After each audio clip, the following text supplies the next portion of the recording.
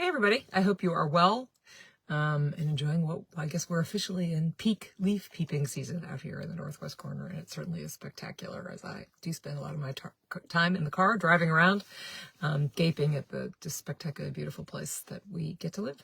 So there are lots of local activities going on this time of year. I know that many of which take advantage of the spectacular beauty. But one I want to note in particular, I attended a ribbon cutting for Sarum Village 3 in Salisbury, which is an affordable housing development, and this was to celebrate the opening of 10 new homes there, which are just lovely and so of Salisbury. And many of the people who it takes very many people and organizations to put those kinds of projects together.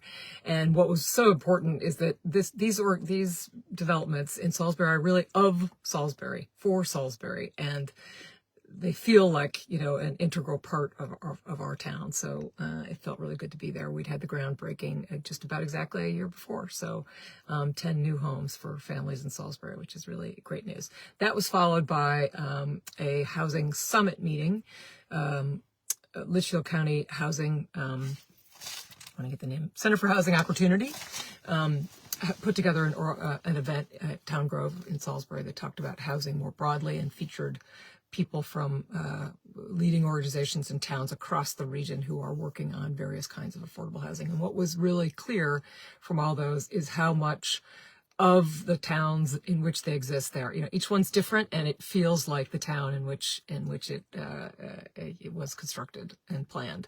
So there's lots of hurdles, and I look forward to working on ways to reduce some of those hurdles, but they really are.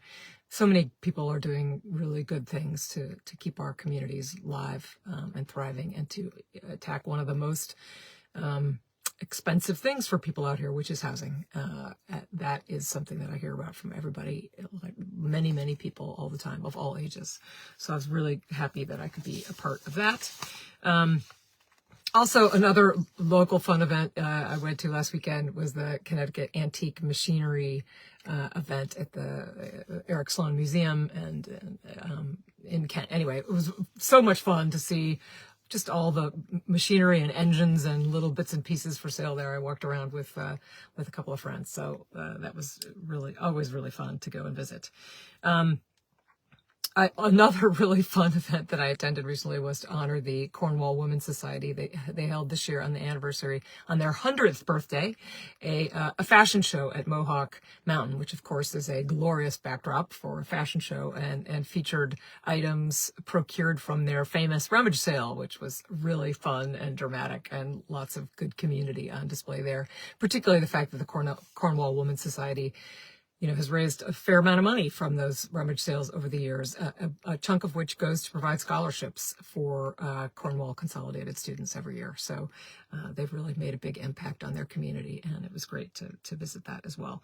It is, now that it's October, is Domestic Violence Awareness Month, and I attended the vigil for Project SAGE, which is the domestic violence agency that covers part of of my district. The other part is covered by Susan B. Anthony Project, which will hold their vigil tonight in Cone Memorial Park. But the one in Salisbury at Community Field, and then walking across to their building in Lakeville, was always a profound and moving experience, and always many gasps every year at the number of people who have lost their lives to domestic violence. It is a shock. So much work to do, but much good work that's happening at those organizations right now. So I hope you have